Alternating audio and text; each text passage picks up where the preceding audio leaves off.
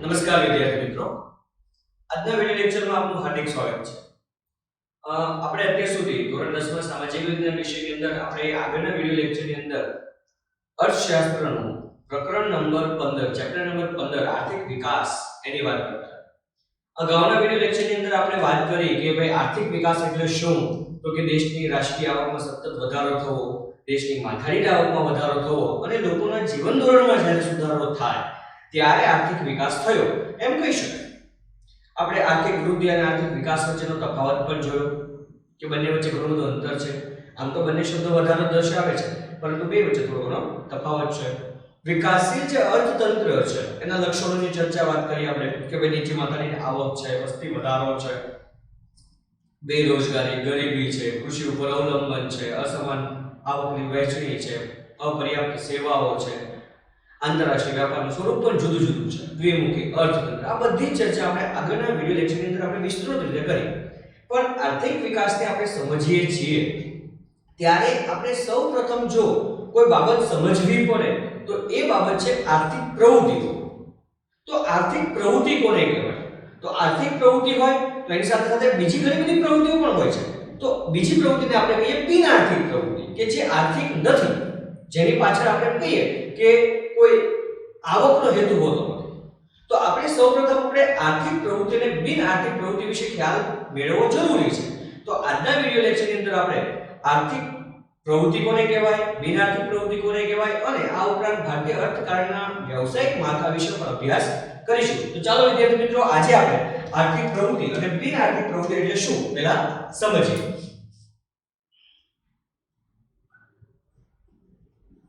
આર્થિક પ્રવૃત્તિ એક માર્કમાં પૂછાઈ શકે વિદ્યાર્થી મિત્રો ઘણી વખત. તો આર્થિક પ્રવૃત્તિ એટલે શું? તો જે પ્રવૃત્તિ કરવા પાછળ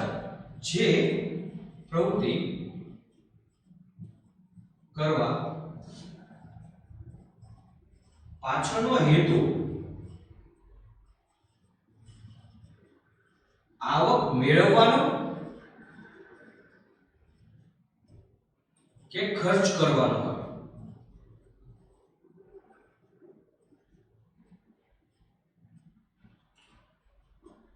તેવી પ્રવૃત્તિને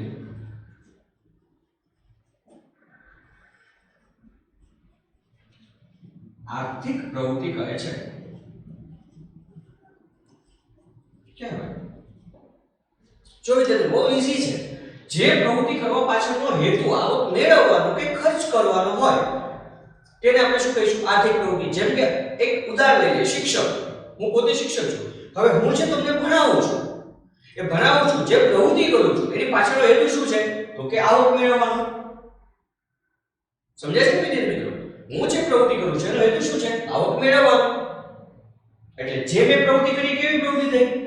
આર્થિક પ્રવૃત્તિ. કોઈ ખેડૂત હોય એ ખેતી કરે છે, શા માટે કરે છે? તો કે એમાંથી એને આવક મળે. કોઈ કારીગર હોય તો એ કામ કરે છે, તો એની પાછળનો હેતુ શું છે? તો કે આવક મેળવવાનો. એવી રીતે કોઈ ખર્ચ કરવાનો હેતુ હોય, આવક મેળવવાનો અથવા એની પાછળ ખર્ચ કરવાનો.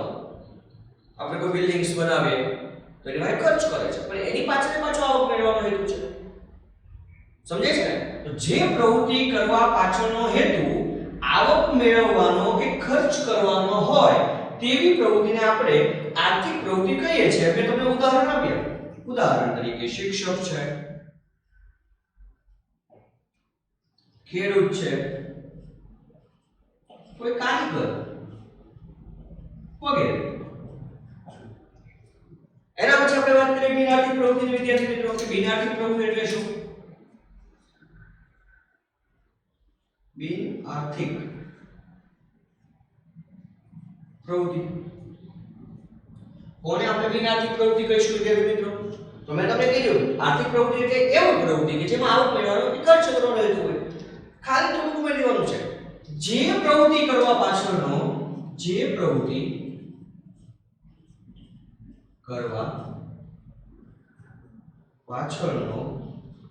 હેતુ આવક મેળવવાનો કે ખર્ચ કરવાનો ન હોય તેવી પ્રવૃત્તિને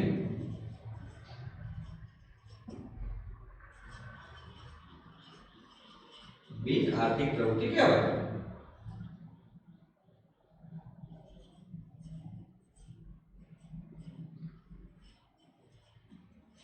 જો એ આપણે વાત કરી, આમાં આપણે વાત કરી કે આર્થિક પ્રવૃત્તિ એટલે આવક મેળવવાનો અથવા ખર્ચ કરવાનો હેતુ હોય છે. જ્યારે બિન આર્થિક પ્રવૃત્તિ એવી છે કે જેમાં આવક કરવાનો કે ખર્ચ કરવાનો કોઈ હેતુ હોતો નથી. મતલબ એક રીતે ઇકોનોમિક્સ ભાષામાં આપણે વાત કરીએ કે આવક મેળવવાનો, ખર્ચ કરવાનો કે વિનિમય કોઈ થાય નહીં, એને આપણે એમ કહીએ કે બિન આર્થિક પ્રવૃત્તિ કહેવાય. ઉદાહરણ લઈએ. ઉદાહરણ તરીકે માતા બાળકને ઉછેરે. હવે આપણે જાણીએ છીએ કે આપણા મમ્મી છે આપણને ઉછેરે છે, નાનપણથી મોટા કરે છે, આપણી જરૂરિયાતો પૂરી કરે છે, આપણને જે કાંઈ જોતું એ લાવી આપે છે, મતલબ એ ખર્ચ કરે છે. કરે છે કે નથી કરતા? ખર્ચ કરે છે. આવક મેળવવાનો કે ખર્ચ કરવાનો એમાં એનો હેતુ નથી. એનો હેતુ એવો નથી કે તમારી પાસે ખર્ચ કરે છે એની ગણતરી કરે છે. મોટા ભાગે કહીએ કે જે પ્રવૃત્તિમાં પ્રેમ, દયા, લાગણી જેવા ભાવ હોય અને એના દ્વારા જે પ્રવૃત્તિ થતી હોય એને આપણે બિન આર્થિક પ્રવૃત્તિ કહીએ. કોઈ વ્યક્તિ છે, ગરીબ માણસ છે, એને દાન આપે છે તો એ પ્રવૃત્તિ છે કેવી છે? બિન આર્થિક પ્રવૃત્તિ. કોઈ વ્યક્તિ છે એને એમ કહીએ કે એક્સિડન્ટ થયું અને કોઈ વ્યક્તિ દવાખાનામાં લઈ ગયો તો એ કેવી પ્રવૃત્તિ છે? બિન આર્થિક પ્રવૃત્તિ છે. જે માતા બાળકને ઉછેરે છે. અથવા આપણે એમ કહીએ કોઈ વ્યક્તિ દ્વારા છાલનું વિતરણ થઈ રહ્યું છે ગરીબ લોકોને, અનાજનું વિતરણ થઈ રહ્યું છે ગરીબ લોકોને, તો એ બધી જ પ્રવૃત્તિ બિન આર્થિક પ્રવૃત્તિ કહેવાય. કારણ કે એની પાછળ એનો આવક મેળવવાનો કે ખર્ચ કરવાનો હેતુ નથી. એમાં માત્ર એક મદદની ભાવના જોવા મળે. તો આ પ્રકારે જે પ્રવૃત્તિ થાય એને કેવી કહેવાય? બિન આર્થિક પ્રવૃત્તિ કહેવાય. એના પછી આપણે વાત કરીએ વિદ્યાર્થી મિત્રો કે આપણે આર્થિક પ્રવૃત્તિની વાત કરી તો આર્થિક પ્રવૃત્તિને આપણે જો ભારતીય અર્થતંત્રની અંદર જોઈએ તો ઉત્પાદન અને સેવાની દ્રષ્ટિએ જોઈએ તો અલગ અલગ વ્યવસાયની રીતે જોડેલા છે, અલગ અલગ રીતે વહેંચાયેલા છે. તો એને આપણા અર્થકારણમાં, અર્થતંત્રમાં આપણે કહીએ ને 3 ભાગમાં વહેંચાયેલા છે. તો આપણે એના વિશે વાત કરીએ કે ભારતના અર્થકારણના માળખા વિશે આપણે જોઈએ કે ભારતીય અર્થકારણનું માળખું. ભારતીય અર્થકારણનું માળખું. આપણી જે આર્થિક વ્યવસ્થા છે એ મોટાભાગે વ્યવસાયની દ્રષ્ટિએ જોઈએ તો 3 રીતે વહેંચાયેલી જોવા મળે. એક તો કહીએ તો કે પ્રાથમિક ક્ષેત્ર, બીજું માધ્યમિક ક્ષેત્ર અને ત્રીજું સેવા ક્ષેત્ર. સામાન્ય રીતે એને વ્યવસાયિક માળખા તરીકે પણ ઓળખવામાં આવે છે. હવે એની અંદર કઈ કઈ પ્રવૃત્તિઓનો સમાવેશ થાય એનો આપણે અભ્યાસ કરીએ તો સૌપ્રથમ આપણે વાત કરીએ કે પ્રાથમિક ક્ષેત્ર. પહેલું પ્રાથમિક ક્ષેત્ર. વિદ્યાર્થી મિત્રો જો શબ્દમાં આપણે જોઈએ પ્રાથમિક મતલબ શરૂઆત. પહેલા સામાન્ય સમજ મેળવી લઈએ કે પ્રાથમિક એટલે કેવું? તો કે જેમાં શરૂઆત થતી હોય. જેમ કે આપણે પ્રાથમિક ક્ષેત્રની વાત કરીએ તો ખેતી, ખેતીનો સમાવેશ થાય, તેમજ ખેતી સાથે જોડાયેલ પ્રવૃત્તિ. જો ખેતી છે પ્રાથમિક પ્રવૃત્તિ છે. એક વસ્તુ સમજી લેજો કે જ્યારે કોઈ પ્રવૃત્તિ કરવાની શરૂઆત થતી હોય, પ્રથમ હોય. જો ખેતી પહેલા આપણે કોઈ બીજી વસ્તુ પ્રવૃત્તિ કરીએ છીએ? નથી કરતા. મતલબ ખેતી છે એ ખેતી કરીશું એમાંથી અનાજ ઉત્પન્ન થશે, એમાંથી પાક તૈયાર થશે, એટલે પ્રથમ પ્રવૃત્તિ છે. તો ખેતી તેમજ ખેતી સાથે જોડાયેલી અન્ય પ્રવૃત્તિ જેમ કે પશુપાલન,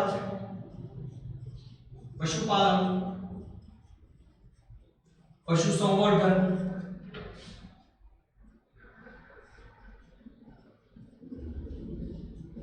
મત્સ્ય ઉદ્યોગ, બરકા બતકા ઉછેર કેન્દ્ર,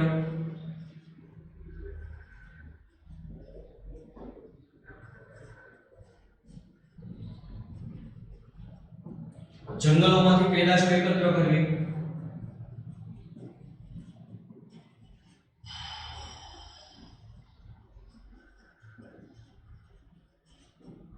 કાચી ધાતુ કાઢવી, કાચી ધાતુનું ખોદકામ કરવું,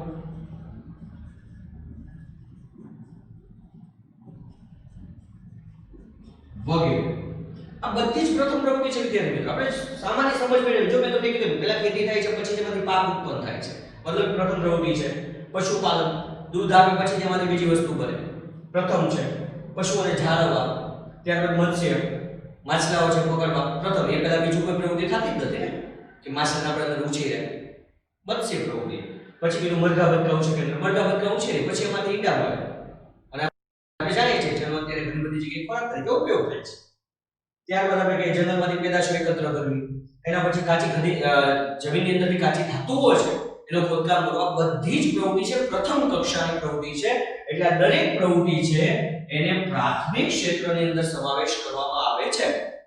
એના પછી વાત કરીએ આપણે વિદ્યાર્થી મિત્રો બીજું ક્ષેત્ર. એટલે બીજું ક્ષેત્ર આપણે વાત કરીએ તો કે માધ્યમિક ક્ષેત્ર.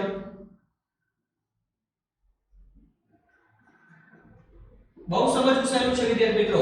ગયા વર્ષે બોર્ડની અંદર આ પ્રશ્ન આવી ચૂક્યો છે અને બહુ ટ્વિસ્ટ કરીને પૂછ્યો હતો કે કોઈ એક વ્યક્તિ છે એના રિલેટિવ, જેમ કે રીટા છે, રીટાના વાલી છે એ સેવાના સંચા બનાવે છે.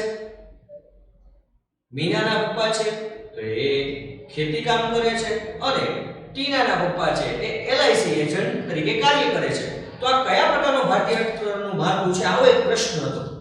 હવે આની અંદર આપણે સમજવાનું છે કે ત્રણેયના પપ્પા, જો જેમ કે આપણે કીધું કે એકના પપ્પા ખેતી કરે એટલે કયું આવ્યું? પ્રાથમિક ક્ષેત્ર. બીજાના પપ્પા છે એ સંચા બનાવે છે, મતલબ જો હવે આપણે બીજું ક્ષેત્ર સમજી લઈએ છીએ કે સંચા બનાવે છે મતલબ માધ્યમિક ક્ષેત્ર. હંમેશા યાદ રાખવાનું કે પ્રાથમિક ક્ષેત્ર ઉપર જ્યારે કોઈ પ્રવૃત્તિ થાય, કોઈ પ્રક્રિયા થાય અને જ્યારે એમાંથી કોઈ વસ્તુ બને ત્યારે એનો કેમાં આવે છે? માધ્યમિક ક્ષેત્રમાં સમાવેશ થાય છે. જેમ આપણે ખેતીમાંથી કપાસ પ્રાપ્ત કર્યું અને એ કપાસમાંથી જ્યારે કાપડ તૈયાર કરવામાં આવે છે ત્યારે એ કાપડ છે જો કપાસ ઉપર પ્રક્રિયા કરી અને કાપડ બન્યું એટલે એ શેમાં આવશે? માધ્યમિક ક્ષેત્ર. દૂધ છે એમાંથી નવી નવી વાનગીઓ બનાવી તો એ શેમાં આવશે? માધ્યમિક ક્ષેત્ર.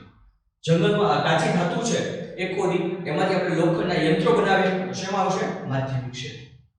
પ્રથમ ઉપર જ્યારે કોઈ પ્રક્રિયા થાય અને ઈ પછીનું છે એટલે બીજી ભાષામાં આપણે કે મેન્યુફેક્ચરિંગ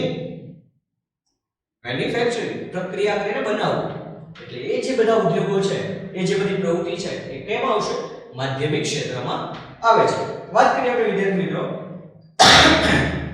માધ્યમિક ક્ષેત્રમાં આપણે વાત કરીએ તો કે યંત્રો બનાવવા, ઓજારો, ત્યારબાદ આપણે વાત કરીએ કે અન્ય સાધનો, બરાબર, મશીનરી વગેરે જે બનાવવામાં આવે એ બધાનો માધ્યમિક ક્ષેત્રમાં સમાવેશ થાય છે. જેને આપણે ઉદ્યોગ પણ કહીએ છીએ,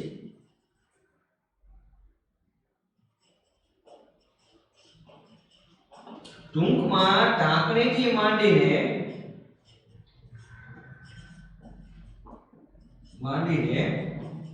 મોટા મોટા યંત્રો બનાવવાની પ્રવૃત્તિ એટલે કઈ? માધ્યમિક ક્ષેત્ર. એના પછીની આપણે મહત્વની વાત કરીએ આપણે કે માધ્યમિક ક્ષેત્ર પછી જો મહત્વનું એક ક્ષેત્ર હોય તો ત્રીજું છે સેવા ક્ષેત્ર. અર્થશાસ્ત્રની ભાષામાં સેવા શાસ્ત્ર એટલે કે જેમાં આપણે ખર્ચ કરીએ છીએ, વિનિમય કરીએ છીએ ત્યારે આપણને સામાન્ય અર્થમાં વાત કરીએ સેવા પ્રાપ્ત થાય, કોઈ વસ્તુ પ્રાપ્ત થતી નથી.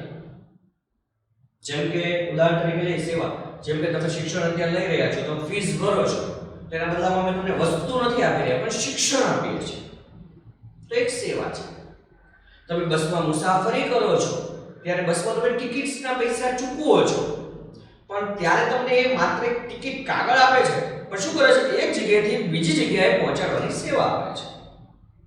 તો જેમાં આપણે એમ કહીએ કે તમે જે ખર્ચ કરો છો એના બદલામાં તમને કોઈ વસ્તુ મળતી નથી અને માત્ર એક સેવા પ્રાપ્ત થાય છે. બધી જ પ્રવૃત્તિનો સમાવેશ સેવા ક્ષેત્રમાં થાય. ચાલો જોઈએ કયા કયા. તો વિદ્યાર્થી વાત કરીએ આપણે તો વ્યાપાર. હવે આ ઘણા વિદ્યાર્થીઓ એવું કહે છે વ્યાપાર ક્યાં? દુકાને ગયા છે 20 રૂપિયા દૂધની બાટલી આપે, આપણને દૂધની કોથળી આપે. સાચી વાત છે, પરંતુ એ જે વ્યાપાર છે એમાં આપણે વાત કરીએ છીએ દુકાનદાર છે, જે દૂધની પેકેટ આપણને જે આપે છે, કોથળી જે આપણને આપે છે, એ આપણે જે તે કંપનીમાં લેવા નથી ગયા, તો કંપનીથી આપણી સુધી પહોંચાડવાનું કાર્ય કરે છે. આપણે જે રૂપિયા પૈના બદલામાં આપણને વસ્તુ આપે છે, પણ એ તો આપણી સુધી પહોંચાડવાની સેવા કરે છે, બાકી આપણે સીધે કંપની સુધી જતા નથી. એટલે વ્યાપાર છે એ પણ એક સેવા ક્ષેત્ર જ છે. એના પછી મેં તમને વાત કરી એમ શિક્ષણ, બેન્કિંગ, વીમા કંપની, સંદેશા વ્યવહાર. જો સંદેશા વ્યવહારમાં આપણે વાત કરીએ કે તમે જે કાંઈ મોબાઈલની અંદર બેલેન્સ પુરાવો છો, પૈસા તો આપો છો પણ તમને વસ્તુ મળે છે નહીં, માત્ર તમને એક સેવા પ્રાપ્ત થાય છે. એવી જ રીતે વાહન વ્યવહાર, જેમાં આપણે સડક માર્ગ કહો, દરિયાઈ માર્ગ કહો કે હવાઈ માર્ગ કહો, ત્રણેયનો આપણે સમાવેશ કરી લઈએ. એના પછી આપણે વાત કરીએ મનોરંજન. મનોરંજન કરી તો તમે કદાચ 300 રૂપિયાની 400 રૂપિયાની કદાચ સિલ્વર ગોલ્ડ ટિકિટ લીધી હોય, બાલ્કનીની ટિકિટ લીધી હોય, તો એ તમે ત્યાં જેટલા ટિકિટ લો શું મળે છે? માત્ર તમને મનોરંજન પ્રાપ્ત થાય છે, કોઈ વસ્તુ મળતી નથી. મતલબ એ સેવા ક્ષેત્ર છે. તો આ બધા જ ક્ષેત્રો છે એનો સમાવેશ સેવા ક્ષેત્રમાં થાય છે. આજે આપણે વાત કરીએ વિદ્યાર્થી મિત્રો કે મોટાભાગે જે વિકાસશીલ દેશો છે તે વિકાસશીલ દેશોમાં પ્રાથમિક ક્ષેત્રની પ્રવૃત્તિ છે વધારે પડતી જોવા મળે છે. એ મોટાભાગે પ્રાથમિક ક્ષેત્રની પ્રવૃત્તિ છે. આપણે આગળ વાત કરી હતી અર્થ વિકાસશીલ અર્થના લક્ષણોમાં કે કૃષિ ઉપર અવલંબન, કે મોટાભાગે ખેતી પર આધારિત પ્રવૃત્તિ છે જોવા મળે છે. પરંતુ આજે જે રીતે આર્થિક વિકાસ થઈ રહ્યો છે, જે રીતે દેશ છે સતત આગળ વધી રહ્યો છે, એ મુજબ આજે દેશની અંદર વિકાસની સાથે સાથે આર્થિક પ્રવૃત્તિનું સ્થાન માધ્યમિક ક્ષેત્ર અને સેવા ક્ષેત્ર લઈ રહ્યું છે. ધીમે ધીમે પ્રાથમિક ક્ષેત્રનું મહત્વ ઘટતું જાય છે અને માધ્યમિક ક્ષેત્ર અને સેવા ક્ષેત્રનું સ્થાન છે એ આપણે કંઈક આગળ વધતું જાય. તમે સામાન્ય કોઈ વિદ્યાર્થી 10માનો કે 12માનો વિદ્યાર્થીને પૂછશો ને કે ભાઈ તારે શું કરવું, તો એમ નહીં કે મારે ખેતી કરવી કે સ્વાભાવિક મત્સ્ય ઉદ્યોગ કરવો કે મરઘા બતકા ઉછેર કેન્દ્ર કરવું, નહીં કે એમ જ કહેશે મારે બિઝનેસમેન બનવું છે, મારે ડોક્ટર બનવું છે, મારે એન્જિનિયર બનવું છે. આ બધા સેવા ક્ષેત્ર છે. કોઈ બિઝનેસમેન કે તો આપણે બે માધ્યમિક ક્ષેત્ર કહીએ. તો આજે આર્થિક વિકાસના કારણે પ્રાથમિક ક્ષેત્રનું મહત્વ ઘટતું જઈ રહ્યું છે અને સાથે સાથે આપણે વાત કરીએ તો કે સેવા ક્ષેત્ર અને માધ્યમિક ક્ષેત્રનું મહત્વ દિવસે દિવસે વધી રહ્યું છે. એના પછી આગળ વાત કરીએ વિદ્યાર્થી મિત્રો કે આપણે જે પ્રવૃત્તિની વાત કરી, તો પ્રવૃત્તિ કરવા માટે આપણે વાત કરીએ તો સૌથી મહત્વની બાબત છે કે ઉત્પાદન કરવા માટે સાધનોની જરૂર પડે. તો કયા સાધનોની જરૂર પડે, ઉત્પાદન માટે કયા સાધનો મહત્વના છે? તો આપણે સૌપ્રથમ બહુ મોસ્ટ આઈમ્પી એક સવાલ છે ઉત્પાદનના સાધનો. એના વિશે આપણે ચર્ચા કરીએ વિદ્યાર્થી મિત્રો કે ઉત્પાદનના સાધનો. ઉત્પાદનના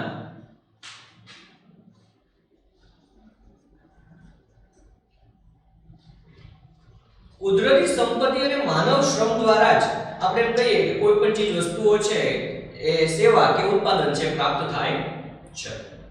સામાન્ય ઉદાહરણ લઈ લે કે ભાઈ ખેતી માટેની ઉત્પાદનની સાધનોની વાત કરીએ તો ખેતી માટે ઘણા બધા જોઈએ. આપણે ગઈકાલના વિડિયો લેક્ચરની અંદર આપણે વાત કરી હતી કે ભાઈ અલગ અલગ પ્રવૃત્તિ માટે અલગ અલગ સાધનોની જરૂર પડે. જેમ કે ખેતીની વાત કરીએ તો ટ્રેક્ટર છે, હળ છે, દાતરડું છે, કોદાળી છે, વગેરે વગેરે વગેરે, થ્રેશર છે, બરાબર છે, વગેરે. મેં કીધું મારી જે શિક્ષકની પ્રવૃત્તિ કરવી હોય તો મારા માટે ઉત્પાદનના સાધનો તો કે બોર્ડ છે, માર્કર છે, બરાબર છે, બેન્ચીસ છે, ચોપડા છે, વગેરે. એમ અલગ અલગ પ્રવૃત્તિ માટે અલગ અલગ સાધનો જોઈએ. પણ અર્થશાસ્ત્રની રીતે જોઈએ તો ઉત્પાદનના મહત્વના 4 સાધનો છે.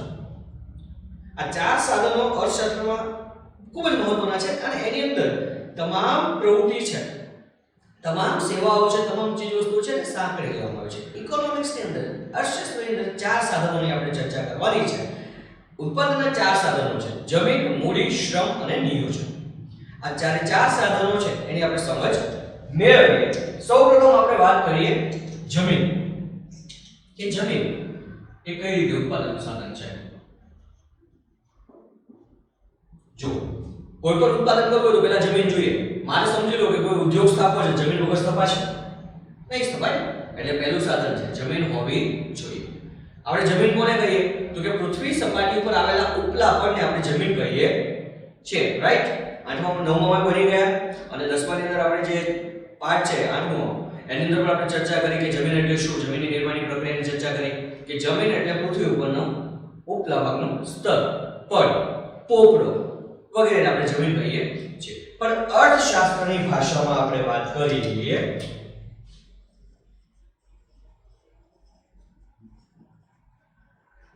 અર્થશાસ્ત્રમાં જમીન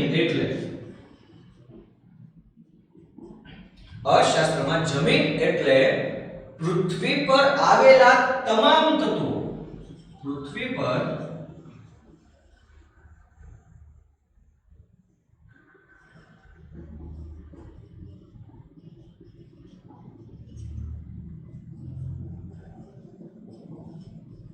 જેવા કે જંગલો, પર્વતો, નદી, ખીણ વગેરે તમામ ને જમીન કહે છે. પૃથ્વી પર આવેલા તમામ તત્વો, તમામ બાબતો, જેમાં આપણે જંગલો છે, પર્વતો છે, નદી છે, ખીણ છે, સરોવરો છે, તમામને જમીનની અંદર આવરી લેવામાં આવે છે. બધા જ સાધનો છે સેના જમીનના.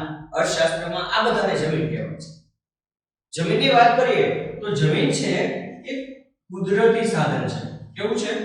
કુદરતી સંસાધન છે.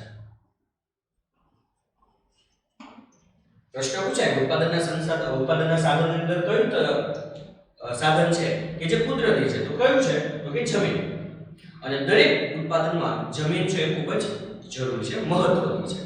એના પછી આપણે બીજા સાધનની વાત કરીએ તો કે જમીન પછી વાત કરીએ મૂડી. ચાલો, જમીન છે, મારે તો ઉદ્યોગ શરૂ કરવો છે, મારી પાસે જમીન છે પણ મૂડી ના હોય તો મૂડીને આપણે કયા હાથમાં લઈએ તો કે પૈસા નાખવા. માત્ર પૈસા નહીં, મૂડી એટલે વાત કરીએ આપણે તો મૂડી છે એ માનવ સર્જિત સાધન છે. કેવું છે?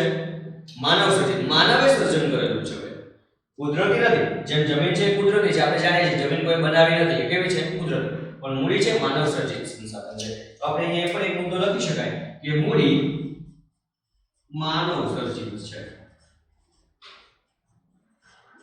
કોને મૂડી આપણે કહીશું તો કે યંત્રો, મકાન, ઓજારો વગેરે મૂડી છે. જેમ કે જો આ સ્કૂલ હોય તો આ સ્કૂલ છે એક મૂડી છે. પછી આપણે વાત કરીએ કે ખેડૂત હોય તો એની પાસે યંત્રો છે, યંત્રો એના મૂડી છે. કોઈ લોહારી કામ, સુથારી કામ કરતો હોય તો ઓજારો છે એની મૂડી છે. તો મૂડીની અંદર મૂડી છે માનવ સર્જિત છે, જેમાં યંત્રો, મકાનો અને ઓજારો છે એનો સમાવેશ કરી શકાય છે. એના પછી આપણે મહત્વના એક સાધનની વાત કરીએ તો ત્રીજું જે મહત્વનું સાધન છે એ છે શ્રમ. ચાલો, જમીન હોય, મસ્ત મજાની મારી પાસે જમીન છે 5 વીઘા, સરસ મજાની લોકો મારે ઉદ્યોગ બનાવવા માટે મેં સ્ટ્રક્ચર બનાવ્યું છે, મકાન બનાવ્યું છે, એટલે કે બિલ્ડિંગ્સ બનાવી છે. પણ શ્રમ ના હોય તો, અંદર કામ કરનારા કારીગરો ના હોય તો શું ઉત્પાદન થશે? ખરું નહીં થાય. તો એના માટે એક સાધન છે, શ્રમ પણ એક સાધન છે, માનવ પણ એક સાધન છે. તો શ્રમની વ્યાખ્યા તો પહેલા જોઈએ, કોને શ્રમ કહેવાય? તો સામાન્ય તો આપણે વાત કરીએ તો કે ભૌતિક વળતર મેળવવાની અપેક્ષાએ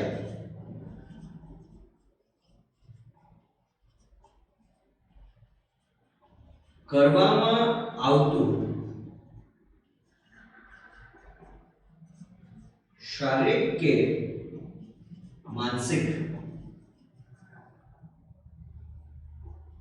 કાર્ય એટલે શ્રમ. જો શ્રમ એટલે ભૌતિક વળતરની અપેક્ષા, ઉદાહરણ સાથે સમજતા છીએ. શ્રમ એટલે ભૌતિક વળતરની અપેક્ષા, વળતર મેળવવાની અપેક્ષા કરવામાં આવતું શારીરિક કે માનસિક કાર્ય. હું જે અત્યારે કાર્ય કરી રહ્યો છું તમારી સામે, કેવું કાર્ય છે? માનસિક છે, કારણ કે મારે બળ નથી કરવું પડતું. મેં શેના માટે કરું છું તો કે ભૌતિક વળતરની અપેક્ષા, કારણ કે આવક મેળવવા માટે જ કરું છું ને. તો જે હું શ્રમ કરું છું માનસિક કાર્ય કરું છું, પણ વળતર મેળવવાની અપેક્ષા કરું છું. એટલે એટલે જે હું કામ કરું છું કેવું છે માનસિક શ્રમ છે. કોઈ ખેડૂત છે ખેતી કરે છે કારણ કે એમાં બળ કરવું પડશે અને એ આવક મેળવવા માટે ભૌતિક વળતર મેળવવા માટે કરે છે. તો એ જે કાર્ય છે એ કેવું છે શારીરિક શ્રમ છે. કોઈ કારીગર હોય બરાબર કોઈ પણ વ્યક્તિ લઈ લો જે કાર્ય કરે છે શારીરિક અથવા માનસિક. ડોક્ટર હોય તો શારીરિક કામ નથી કરતો એ માનસિક કરે, વકીલ હોય તો એ માનસિક કરે. જ્યારે કોઈ કારીગર હોય, કોઈ કડિયો હોય, કોઈ કુંભાર હોય તો એ બધા શારીરિક કાર્ય કરે છે તો શ્રમ છે. એક મુદ્દો વધારે જોઈ લઈએ. શ્રમ એ સજીવ સાધન છે.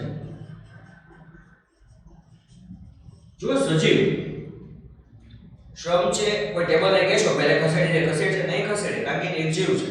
પણ શ્રમ છે કેવું છે સજીવ સાધન છે. મેં તમને જેમ અહીંયા કીધું હતું કે ઉત્પાદનનું કયું સાધન કુદરતી છે તો એ જમીન. એમ અહીંયા એક પ્રશ્ન પૂછાય કે ઉત્પાદનનું કયું સાધન સજીવ સાધન છે તો કયું આવશે શ્રમ. એના પછીનો મહત્વનો એક મુદ્દો આપણે આગળ જોઈએ વિદ્યાર્થી મિત્રો. આગળનું સાધનની વાત કરીએ આપણે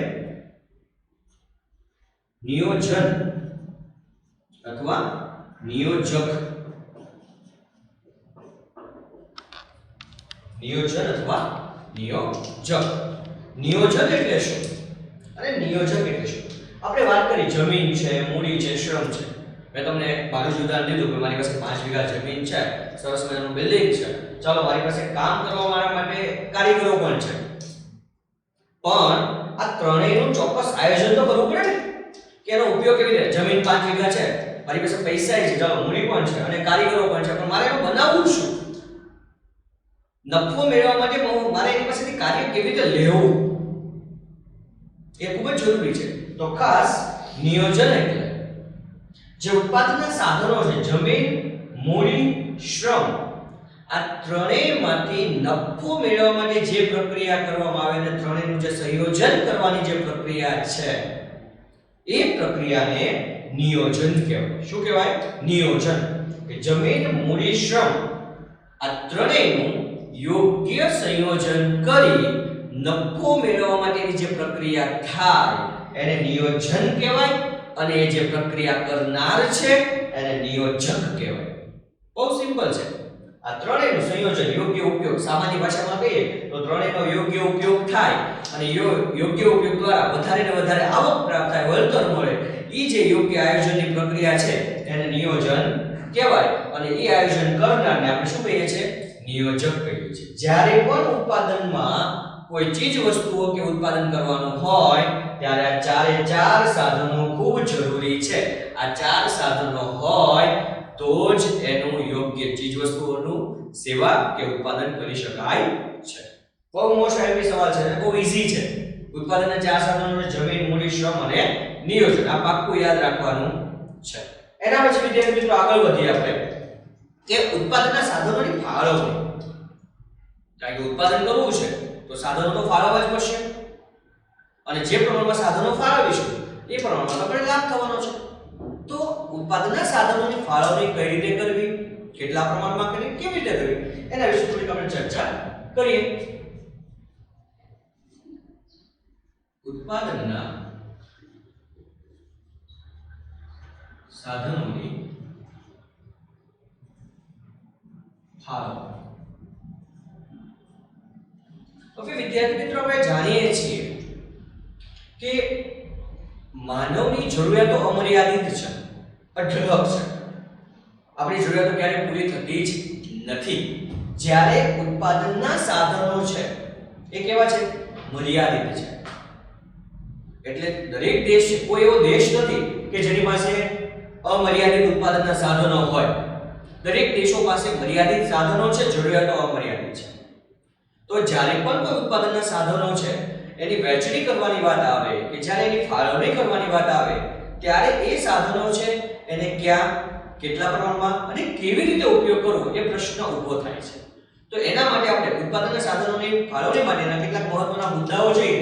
એમાં આપણે પહેલા મુદ્દાની વાત કરીએ કે અમર્યાદિત જરૂરિયાત. પહેલો મુદ્દો અમર્યાદિત જરૂરિયાતો. કઈ કઈ બાબતો ધ્યાનમાં રાખવા જેવી છે આપણે જોઈએ. મેં હમણાં તમને કહ્યું કે હવે માનવની જરૂરિયાતો કે છે કેવી છે અમર્યાદિત છે, જ્યારે સાધનો કેવા છે મર્યાદિત છે. તો જ્યારે પણ કોઈ ઉત્પાદનના સાધનોની ફાળવણી કરવાની હોય ત્યારે પહેલો મુદ્દો આપણે ધ્યાનમાં રાખીએ. ઘણી બધી જરૂરિયાતો એવી છે કે આપણે વારંવાર પૂરી કરવી પડે.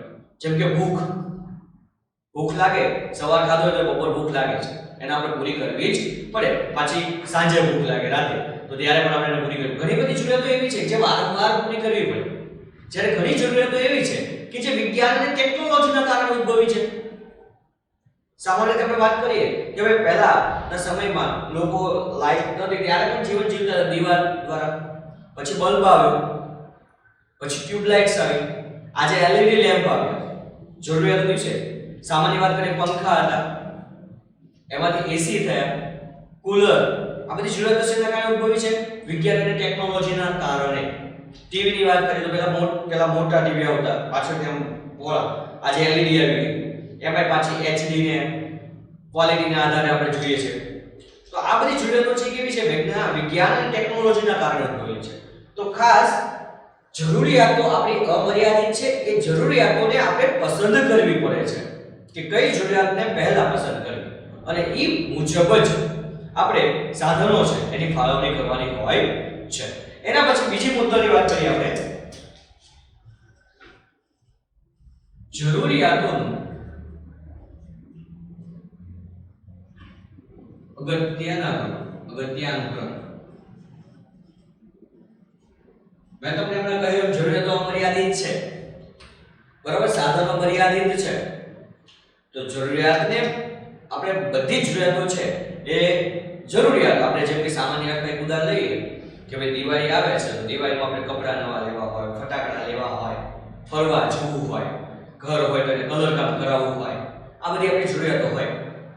પરંતુ સમજી લો કે આપણે અત્યારે જે કોરોના જેવી મહામારી છે એના કારણે આપણે જોઈએ મંદી જેવું વાતાવરણ છે, આપણે આપણી પાસે આવક ઓછી હોય તો આપણે શું કરશું?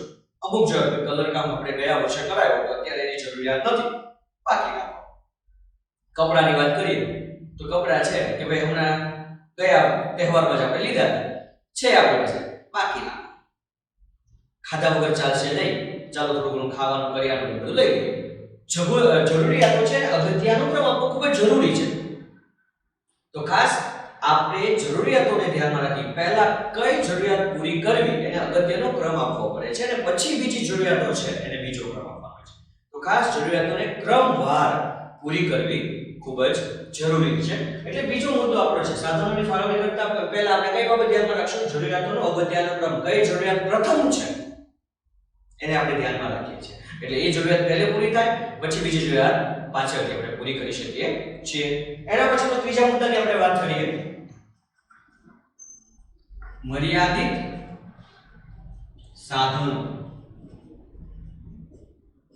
જો હમણાં આપણે વાત કરીએ જરૂરિયાતો અમર્યાદિત છે, જ્યારે ઉત્પાદનના સાધનો કેવા છે? મર્યાદિત છે. કોઈ દેશ એવો નથી કે જેની પાસે અમર્યાદિત સાધનો હોય. તો ખાસ ઉત્પાદનના સાધનો મર્યાદિત છે, તેથી આપણે એનો કરકસરપૂર્વક ઉપયોગ કરવો ખૂબ જરૂરી છે, વિવેકપૂર્વક ઉપયોગ કરવો ખૂબ જ જરૂરી છે, જેથી આપણે એનો વધારે ને વધારે ઉપયોગ કરી શકીએ. સામાન્ય અર્થમાં આપણે વાત કરીએ કે આપણી પાસે અનાજ હોય, એક સાધન તરીકે લઈ લઈએ, તો જ્યારે આપણે ખબર છે કે આજે અનાજની ખૂબ જ અછત છે, તો આપણે આપણી જરૂરિયાતને પૂરી કરવા માટે એની યોગ્ય પ્રમાણમાં બગાડ નહીં કરીએ, વેડફીશું નહીં, જેટલું જરૂર છે એટલો જ ઉપયોગ કરીશું, એનાથી વિશેષ નહીં. તો ખાસ સાધનો છે એ મર્યાદિત હોવાથી એની કરકસરપૂર્વક અને એનો આયોજનપૂર્વક ઉપયોગ કરવો ખૂબ જ જરૂરી છે. આ એનો ત્રીજી બાબત છે. એના પછી આપણે ચોથા મુદ્દાની વાત કરીએ કે સાધનોનો વૈકલ્પિક ઉપયોગ. સાધનોનો વૈકલ્પિક ઉપયોગ.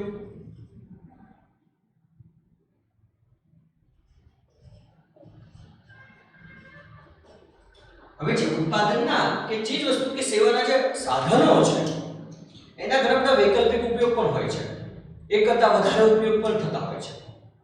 કેવી રીતે? સામાન્ય રીતે વાત કરીએ તો કે જમીન. હવે મારી પાસે 5 વીઘા જમીન છે તો એમાં હું ખેતી પણ કરી શકું, મકાન કદાચ પ્લોટિંગ કરવા હોય તો મકાનની સોસાયટી પણ બનાવી શકું, કોઈ ઉદ્યોગ ધંધો પણ શરૂ કરી શકું. ઘણા બધા ઉપયોગ છે. જમીન છે તો ચાલો ખેતી કરવી છે તો હું ઘઉંની ખેતી કરી શકું, બાજરો પણ વાવી શકું, મકાઈ પણ વાવી શકું, કપાસ પણ વાવી શકું, મગફળી પણ વાવી શકું. જો ઘણા બધા ઉપયોગ છે, વૈકલ્પિક ઉપયોગ ધરાવે છે. સાધન એક છે પણ એના ઉપયોગ કેટલા છે? ઘણા બધા છે. મતલબ એ વૈકલ્પિક ઉપયોગ ધરાવે છે કે નહીં? તો સાધનોનો વૈકલ્પિક ઉપયોગ, કે જ્યારે પણ આપણે સાધનોનો વૈકલ્પિક ઉપયોગ ધરાવતા હોય છે ત્યારે આપણે એનો એકવાર ઉપયોગ કરીએ ત્યારે બીજા ઉપયોગને શું કરવા પડે? જતા કરવા પડે. જેમ કે મેં ખેતરની અંદર મગફળીનું વાવેતર કર્યું હોય તો મારે કપાસ છે વાવી શકાય નહીં, બીજા ઉપયોગને શું કરવા પડે? જતા કરવા પડે. મેં જો ઘઉં વાવ્યા હોય તો મારે બાજરો વાવી શકાય નહીં, તો બીજા ઉપયોગ જતા કરવા પડે.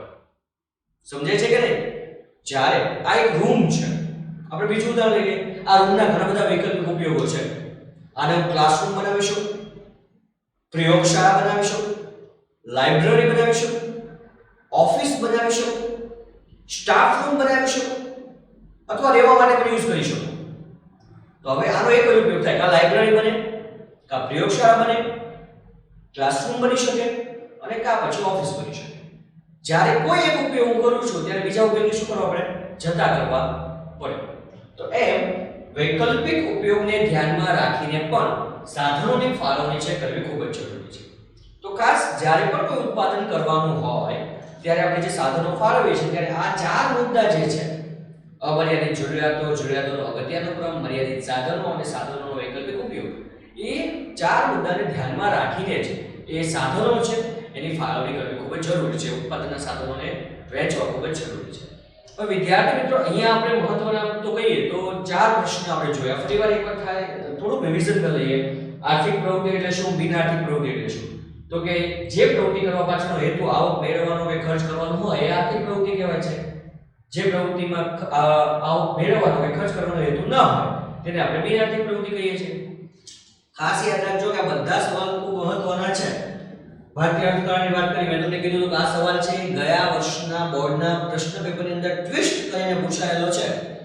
તમારી વખતે પણ આવી શકે. બરાબર? કે વ્યવસાયિક માળખું જણાવો, તો આને વ્યવસાયિક માળખું પણ કહેવાય છે. ત્રણ જ છે: પ્રાથમિક ક્ષેત્ર, માધ્યમિક ક્ષેત્ર અને સેવા ક્ષેત્ર. ખૂબ જ ઈઝી છે. મેં તમને કીધું પ્રાથમિક પ્રવૃત્તિ એટલે કેવી? જે પ્રથમ કક્ષાની પ્રવૃત્તિ હોય તેવી.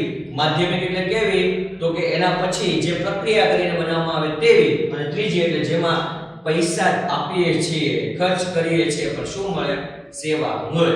એને આપણે સેવા ક્ષેત્ર કહીએ છીએ. એના પછી આપણે મહત્વની વાત કરીએ ઉત્પાદનના સાધનો. તો ચાર છે. કયા? જમીન, મૂડી, શ્રમ અને નિયોજન. જમીન એટલે આપણે ભૂગોળની ભાષામાં એમ કહીએ કે જમીન એટલે પૃથ્વી પરની ઉપલું સપાટી, પણ અર્થશાસ્ત્રની ભાષામાં એની વ્યાખ્યા બદલાઈ જાય છે. તો કે પૃથ્વી ઉપર આવેલા તમામ તત્વો, તમામ બાબતો, જંગલો હોય, પર્વતો હોય, ખીણ હોય, નદીઓ હોય, સરોવર હોય, બધાને જમીન કહેવાય. મૂડી એટલે આપણે અત્યાર સુધી પૈસા જ કહેતા હતા, પણ મકાન, ઓજારો, યંત્ર બધું શું છે? મૂડી છે. શ્રમ શારીરિક અને માનસિક ભૌતિક વર્તનની અપેક્ષા કરવામાં આવતું હોય છે.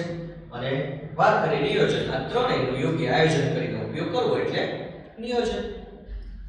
ઉત્પાદનના સાધનોને ફાળવવા એ પણ ખૂબ મહત્વનું કાર્ય છે. તો વિદ્યાર્થી મિત્રો, આજના વિડિયો લેક્ચરની અંદર આર્થિક વિકાસની બાબતમાં આપણે વાત કરી કે આર્થિક પ્રવૃત્તિ શું છે, આર્થિક પ્રવૃત્તિ સાથે કઈ કઈ બાબતો જોડાયેલી છે, ઉત્પાદન કરવા માટે કયા સાધનો જરૂરી છે, આની ચર્ચા કરી. આના પછીના વિડિયો લેક્ચરની અંદર આપણે ખાસ વિદ્યાર્થી મિત્રો જે ઉત્પાદનના સાધનોની જે ફાળવણી કરી આપણે, એના માટે દરેક દેશોએ અલગ અલગ પદ્ધતિઓનો ઉપયોગ કર્યો. કોઈ દેશે બજાર પદ્ધતિ અપનાવી કે જેમાં બજારનું મહત્વ સૌથી વધારે હોય. કોઈ દેશમાં સમાજવાદી પદ્ધતિ અપનાવી કે જેમાં સમાજનું બધું જ કાર્ય છે, તમામ ઉત્પાદન છે એ સરકારના નિયંત્રણમાં થતું હોય છે. અને ઘણા બધા દેશોએ આ બંને દેશોને ધ્યાનમાં આ બંને પદ્ધતિઓને ધ્યાનમાં રાખી ત્રીજા પ્રકારની મિશ્ર અર્થતંત્ર પદ્ધતિનો અમલ કર્યો કે જેમાં સરકાર અને ખાનગી ક્ષેત્ર બંને સાથે રહીને કાર્ય કરે. તો આના પછીના વિડિયો લેક્ચરની અંદર આપણે વિદ્યાર્થી મિત્રો ખાસ બજાર પદ્ધતિ છે, સમાજવાદી પદ્ધતિ છે અને મિશ્ર અર્થતંત્ર પદ્ધતિ છે એના વિશે વિસ્તૃત અભ્યાસ કરીશું. વિદ્યાર્થી મિત્રો, જો આ વિડિયો લેક્ચર તમને ગમ્યો હોય તો એને લાઈક કરજો, શેર કરજો અને તળાજા નીલકંઠ વિદ્યાપીઠ તળાજા જે આપણી ચેનલ છે YouTube ઉપર તેને સબસ્ક્રાઇબ કરવાનું ન ભૂલતા. ધન્યવાદ.